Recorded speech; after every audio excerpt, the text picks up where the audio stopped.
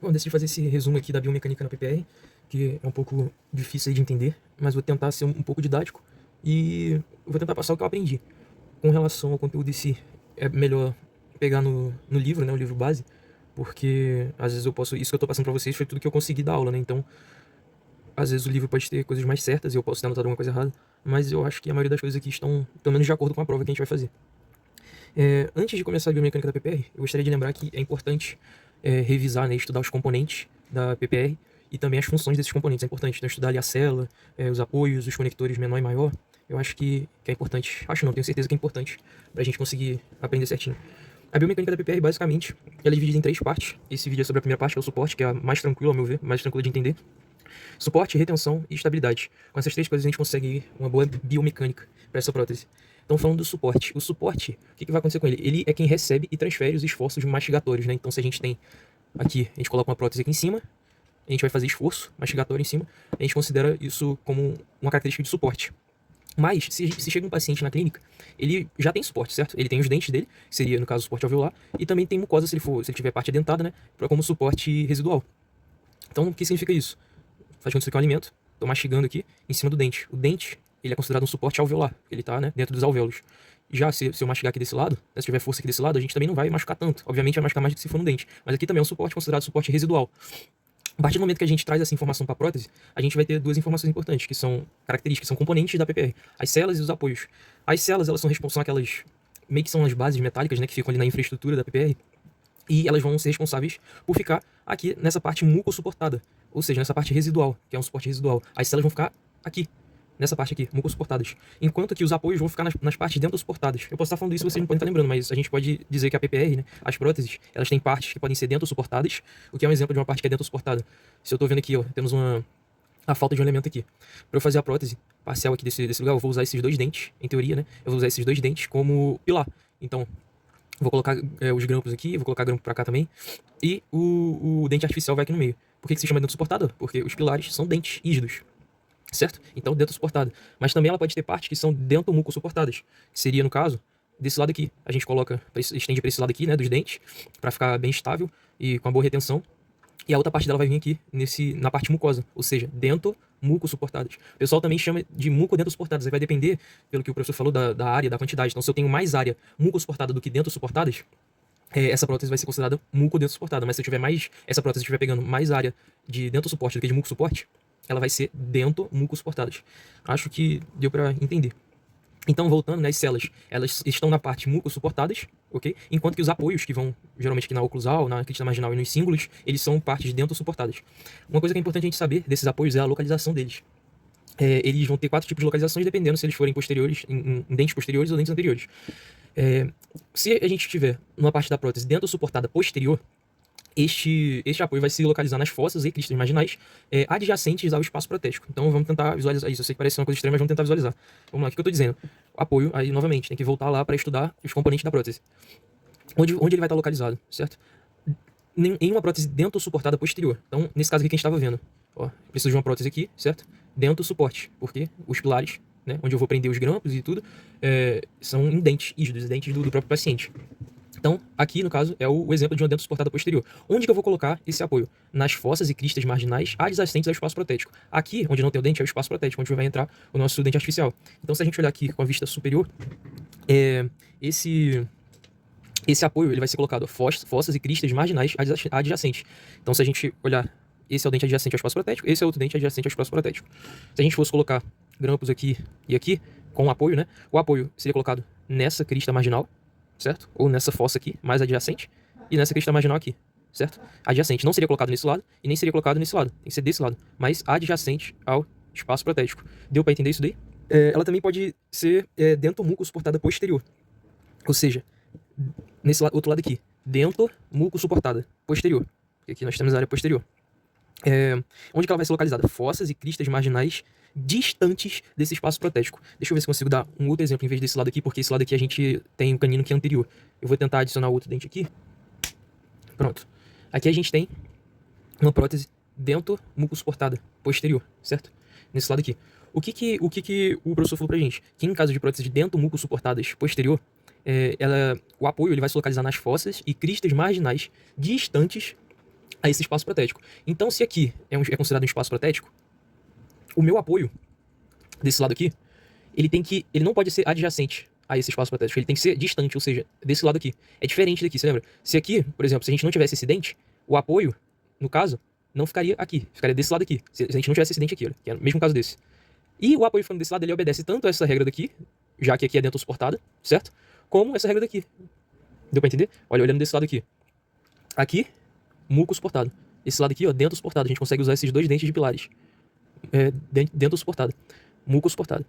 Ou dentro muco suportado, na verdade, né? Quando a gente tem esse caso, dentro muco suportado posterior, a gente coloca o apoio mais distante. Sem ser na crista ou na fossa adjacente. A gente coloca na fossa e crista marginal distante, certo? Desse dente aqui, o dente adjacente. Então o apoio ficaria bem aqui. Olha, duas coisas que eu preciso tentar explicar pra vocês é por que a gente coloca o apoio mais distante do espaço protético quando é em áreas muco-suportadas e por que a gente coloca ele mais perto quando é em área dentro suportada. Também preciso falar por que a gente estende a extensão da área chapeável o máximo possível ali na área de extremidade livre, ou seja, na área que tem muco-suporte, e por que a gente evita de colocar muitos dentes nessa área chapeável. A questão, primeiro começando com a questão dos apoios. Eu tentei, isso aqui a gente tá tentando ver, né, com muita imaginação, porque o desenho tá meio ruim, vendo um dente peloclusal, um dente posterior peloclusal. Aqui embaixo eu tenho um durex, uma fita de durex. E aqui a gente tá vendo o dente e eu tô usando essa régua aqui. Vamos supor que aqui pra trás, certo? Aqui pra trás desse dente eu tenha uma área sem dente, ascendente não, sem um dente. E mais atrás eu tenho outro dente, ou seja, eu tenho uma área dentro suportada. Eu consigo colocar apoio aqui nesse dente e apoio lá naquele dente. Ou seja, como se eu tivesse uma régua, certo? Apoiada em dois dentes. Imagina que tem outro dente aqui para este lado, apoiando como se fosse uma ponte. O outro dente vai encaixar aqui. Obviamente, não tenho nada aqui embaixo, então é uma área de maior perigo, mas essa prótese ela vai ficar relativamente estável, porque ela está apoiada tanto daqui, certo? Nesse apoio, que está adjacente ao espaço protético, e no apoio do outro dente, que também vai estar adjacente ao espaço protético. Porém, se eu não tenho dente para a nossa distal, se eu tenho somente esse dente, que esse aqui é o último dente, e para lá eu só tenho áreas de mucosa, o que vai acontecer? Deixa eu pegar aqui o manequim. Seria esse caso aqui que a gente tá vendo. Esse dente aqui não tá aqui, mas a gente pode imaginar que ele tá aqui assim. Se pra distal eu só tenho área de mucosa, o que significa? Que eu vou ter esse meu apoio nesse dente, e atrás, a única coisa que vai suportar as forças mastigatórias é a mucosa. E a mucosa, vocês concordam comigo, que ela tem uma deformação. Então, o que vai acontecer com essa chapa, entre aspas, certo? Não usem esse termo na prova.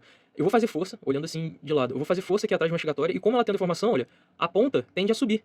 Se isso aqui, se essa força que eu tô fazendo e a ponta tá subindo, tiver presa no meu dente, qual é a tendência? A gente arrastar esse dente pra cima. A gente vai extruir o dente. Deu pra entender? Se ela tiver com um grampo assim agarrada no dente, que nem tá aqui, e esse apoio tiver aqui, olha, a tendência é como se eu estivesse colocando essa régua aqui, olha. Faz força aqui pra vocês verem, ó. A gente consegue levantar essa fita que aqui tá representando, no caso, o nosso dente, olha. Pra aquele sentido lá. A gente faz força desse lado, a fita vem. Faz força desse lado, a fita vem. Então, qual é o sentido da gente colocar no lado oposto à área muco suportada? Esse é o sentido. Porque é como se eu pegasse esse apoio, a ponta dessa régua e jogasse pra cá, olha, pra esse lado. Independente da força que eu fizer aqui, olha, a fita do durex não vai sair do canto. É como se estivesse um pouco mais estável. Deu pra entender? Vocês podem até testar e colocar uma régua em cima da fita de durex. Se vocês colocarem aqui, fica totalmente instável. Vocês conseguem até, ó, mexer aqui sem muita dificuldade, mexer na fita de durex. Agora, na fita de durex. Agora, se colocar aqui, olha, eu não consigo fazer esse movimento de deitar o durex pra cá. Não sei se eu consegui ser claro e didático com essa analogia. Mas vamos lá, a outra coisa que eu queria falar era com relação à extensão da área chapeável. Se a gente tem uma área chapeável que pega toda essa área suportada, a gente vai ter uma melhor distribuição de forças, e isso é física básica. Se a gente tem, por exemplo, uma caneta, que tem uma ponta assim, né, tem uma área pequena na ponta, e eu começo a forçar aqui na minha mão, fazer uma força em direção à minha mão, obviamente vai doer, vai até marcar. Por quê? Porque eu tô aplicando uma força em uma área pequena. Mas se na ponta dessa caneta eu botar uma chapa assim, olha, que no caso é esse bloco de post-it, eu botar uma chapa, se eu fizer a mesma força, eu não vou sentir dor na mão. Por quê? Porque essa força está se distribuindo sobre essa chapa. Então, no caso da nossa mucosa, quanto mais eu estender essa chapa sem, obviamente, atrapalhar as outras estruturas, quanto mais eu estender essa chapa aqui, nessa região muco-suportada, menos força, menos pressão essa área de muco-suporte vai sofrer quando eu estiver mastigando em cima da prótese. Deu pra entender? Essa parte é bem simples. A outra parte seria por que a gente coloca menos dente nessa área chapeável, né? A gente coloca a prótese, né? Coloca os grampos aqui e traz pra cá e coloca aqueles dentes artificiais em cima da chapa, tá? Tá aqui. Por que a gente coloca menos dente? Porque funciona como se fosse uma gangorra. Não sei se eu vou conseguir explicar. Mas, por exemplo, aqui a gente tem aquele fulcro da gangorra. E aqui a gente tem a gangorra. Eu não sei se vocês vão conseguir ver daí de cima, mas tá equilibrado, certo? Eu consigo tanto vir pra cá como cair pra lá. Tá equilibrado. Então, suponha que desse lado da gangorra a gente tem o nosso dente preso, que seria preso ali pelos grampos e também em cima pelo apoio, tá? com apoio ali. Mas o que prende mesmo ele são os grampos. Então, o dente tá aqui preso. Quanto mais dente eu tiver aqui atrás, significa que a minha área de mordida, ela é maior. É como se a gente aumentasse o braço do lado de cá. É como se o meu fulcro, em vez de ser no meio, fosse mais pra esse lado aqui, olha. Mais aqui na ponta. Então, se eu tenho mais dente pra cá, se eu fizer uma força X aqui, eu consigo levantar esse lado facilmente. Ou seja, eu consigo fazer, com menos força, eu consigo levantar o meu dente, vai destruir o dente. E é isso que a gente não quer. Em compensação, se eu ando pra lá, se é que vocês estão me entendendo, mas ou seja, colocando menos dente aqui nessa área chapeável, eu preciso fazer muito mais força aqui para conseguir levantar esse dente. É como se realmente fosse uma gangorra. Por quê? Porque a gente tá mais perto do fulcro, da área que a gente tem um equilíbrio ali nessa gangorra. Acho que é o mesmo princípio da porta que o professor falou. Não tem como abrir a porta estando perto da maçaneta, só que você faz muito mais força. É o mesmo princípio da gangorra, que é o mesmo princípio da prótese, do porquê que a gente tenta colocar menos dente na área chapeável, que seria essa partezinha aqui, do que mais dentes na área chapeável, que seria toda essa extensão. Indo para a próxima. Se for dento suportada anterior. Então eu já até tirei aqui, ó, o dente anterior. Dento suportada. Poderia ser mais dente, certo? A gente poderia ter aqui, por exemplo, um de canino a canino que continuaria sendo dento suportada anterior. A diferença é que ia ser maior. Aqui essa área é muco suportada. Mas eu só tirei um, né, para evitar trabalho. Então a gente tem aqui um espaço protético em uma área que é dento suportada anterior, em dentes anteriores. Onde que a gente vai colocar esse apoio? A gente vai colocar esse apoio no cíngulo, certo? Nos cíngulos desses dentes. Por exemplo, desse canino, a gente vai ter um apoio aqui. E nesse incisivo central inferior, a gente vai ter um apoio aqui. O que é importante a gente saber? Igual aqui nos posteriores, em que o apoio ficava, se fosse numa dento suportada posterior, o apoio ficava adjacente ao espaço protético. E se fosse uma dentomuco suportada posterior, ou seja, com espaço para a mucosa aqui para trás, ele teria que ficar mais distante do espaço protético. Aqui no anterior vai ser quase a mesma coisa. O cíngulo, certo? Ele é no centro do dente, então não tem como ficar para distal nem para mesial, não tem como ficar próximo do espaço e nem distante do espaço. O cíngulo fica no meio e o apoio vai ficar no meio. O que a gente consegue mudar seria o conector menor, que está conectado no apoio. Então o apoio ele é tipo uma bolinha assim, e o conector menor está ligado a ele, que vai se ligar ao restante do corpo da prótese. Então esse conector menor, nesse caso aqui, ó, que a gente tem um espaço protético aqui entre esses dois dentes, se for uma área dentro suportada, que é esse caso, a gente vai ter o apoio e o conector menor vai estar adjacente, voltado para o lado adjacente. Então ele vai estar meio que voltado para o lado do espaço protético. Por outro lado, se a gente tiver, nesse caso aqui de extremidade livre, também é considerado dente anterior, porque extremidade livre significa que a gente não tem esses posteriores, ou outros posteriores no caso, significa que a gente não tem os posteriores aqui. Então, o que significa isso? Na extremidade livre, a gente também vai usar o apoio no cíngulo do dente anterior. A diferença é que a gente vai colocar o conector menor pro lado oposto, pro lado mais distante. Então, se aqui nós temos a extremidade livre, que é uma extremidade muco suportada, certo? Que nem a gente fez aqui, como aqui o apoio ficou mais distante ao espaço protético, aqui o apoio vai ficar no cíngulo, mas o conector menor vai ser voltado para o lado distante desse espaço protético aqui. E olha só que engraçado, se a gente tivesse esse espaço protético e esse daqui, esse espaço protético ele é dento suportado. Esse espaço protético aqui é dento muco suportado. Se a gente jogar o conector menor para lá, a gente vai estar dentro da regra do dento suportado, que é o apoio no cíngulo com o conector menor adjacente, indo em direção ao espaço protético. E também vai estar dentro da regra da extremidade livre, que seria o apoio no cíngulo e o conector menor indo distante, indo para o lado oposto do espaço protético, que seria esse espaço aqui. Então, é basicamente isso que o professor tentou falar. A gente só teve uma coisa aqui, que é uma observação, que seria em caso de...